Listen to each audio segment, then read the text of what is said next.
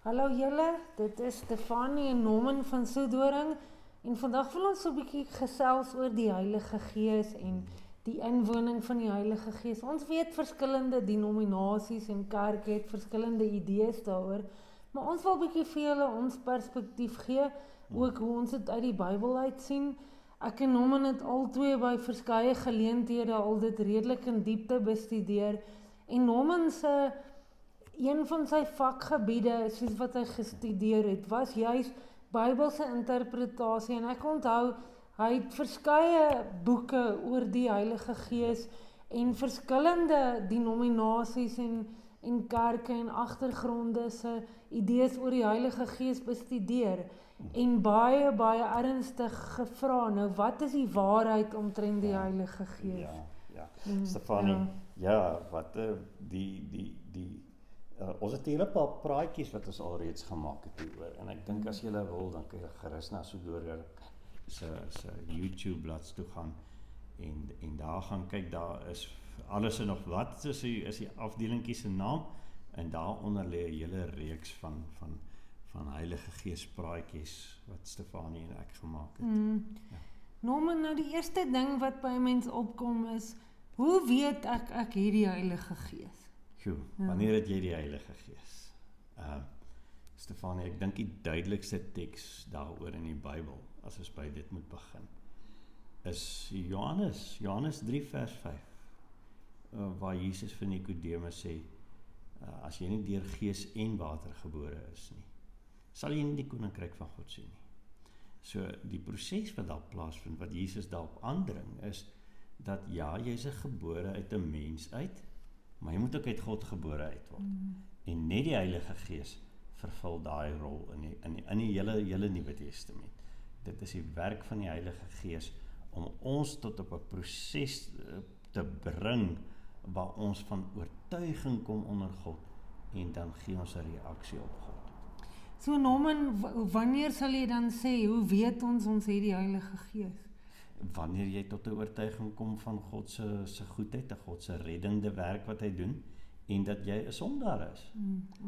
Jy gaan nie tot die idee van 'n sonde besef kom as dit nie uit die Heilige Gees uitkom nie. Amen. Norman, nou daar is verskeie idees dat 'n mens nog 'n fase of 'n gebeurtenis in jou lewe kan hê waardeur jy gedoop word met die Heilige Gees. Kan jy vir ons 'n bietjie jou siening daaroor deel? Stefanie, heel eerste moet ons vir mekaar sê, waarmee is ons besig as ons daaroor praat? Waar kom ons aan hierdie idees? En dit kom almal uit Handelinge uit.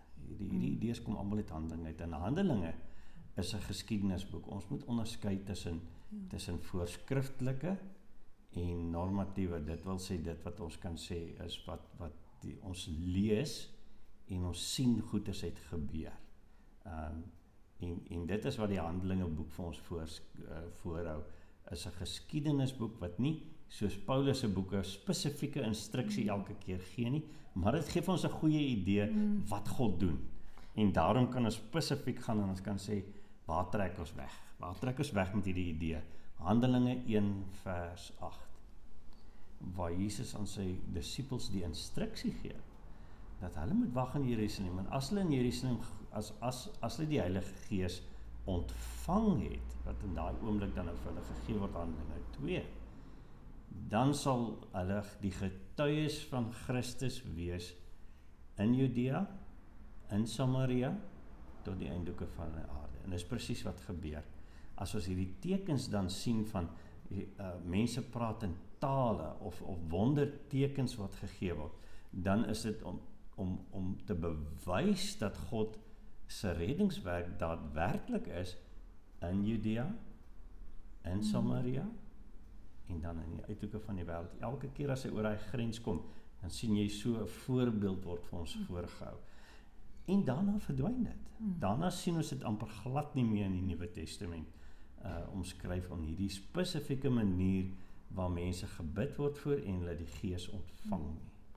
Norman, net om dit 'n bietjie meer duidelik te maak, so ons sê vir mekaar dat daai wonderteken van praat in tale in Handelinge 1 was werklike menslike tale. Dit was Spaans of Italiaans of Grieks wat onthou die mense was versprei, so hulle het van verskillende streke afgekom.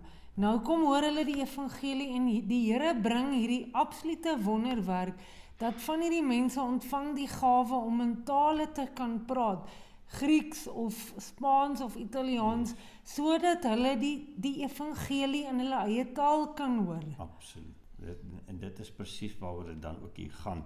Ons kan nie daai taal koppel aan iets wat ons nie verstaan nie. Die woord wat daar gebruik word in die Nuwe Testament, in Handelinge, is ander tale. Dis al wat dit is. En so wanneer jy praat van daai konsentriese dele waar die evangelie dan elke keer verder gaan, so daar is ander hoofstukke in Handelinge waar die mense, wanneer hulle die Heilige Gees ontvang, dan in tale begin praat. En so, wat is jou reaksie daarop, daai gebeurtenisse?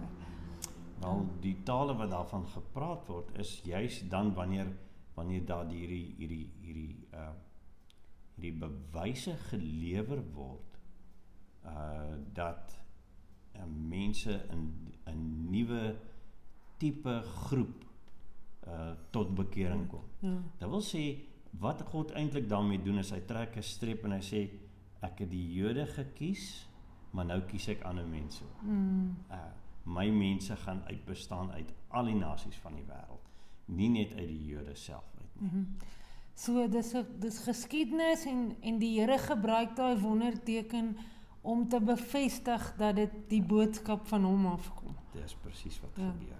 Norman, nou kom ons by nog 'n vraag en dit is, baie mense sê, ek gaan na 'n revival tipe vergadering toe, ek kom daar aan en daar's iemand voor wat ons almal roep op die verhoog of sê, kom hiernatoe en dan sal hy sy hand uitsteek en hy sal sê, maar jy moet met vuur gedoop word en met die Heilige Gees, so iets, en dan sal die mense gestamp word of so, en dan sal hulle omval en hulle sal begin lag, en mense is oortuig dat dit dan ook 'n tipe van 'n vervulling met die Heilige Gees of 'n doop met die Heilige Gees is. Ja, Stefanie, dit is die beginsel wat ons heeltyd nou nog probeer vaslê deur hierdie bespreking is dat jy het die Heilige Gees van die begin af.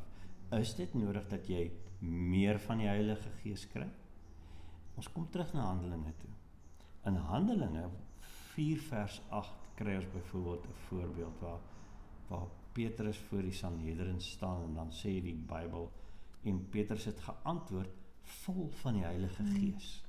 En dit is 'n manier om uit te druk dat God se gesag, die stempel van God se gesag, in daai oomblik op Petrus se woorde rus. Dit wil sê, dit is nie 'n ekstra wat ons gekry het. Dis 'n uitdrukking van wat reeds daar is. God se gesag is reeds ten volle in ons. Amen. Norman, en dan wil mense baie keer ook weet, hoe leef ek my Christenlewe met die Heilige Gees? Moet ek nie ekstra gevul word of vervul word met die Heilige Gees nie? Weereens, Stefanie, kom ons terug na die punt toe, dat hierdie ekstra wys is 'n uitdrukking gewees van die gesag van die Heilige Gees, wat reeds in hierdie persone was. Maar dit beteken nie dat hulle in hulle alledaagse lewe nie die Heilige Gees ervaar het, ten volle vervuld ervaar het nie. En as jy gaan kyk in Galasiërs 5, dan is dit juist Paulus se reaksie op die Galasiërs se probleme. As hy sê vir hulle, julle moet in die Heilige Gees lewe. Hou op om te probeer draaie loop en meer te soek as wat daar werklik is.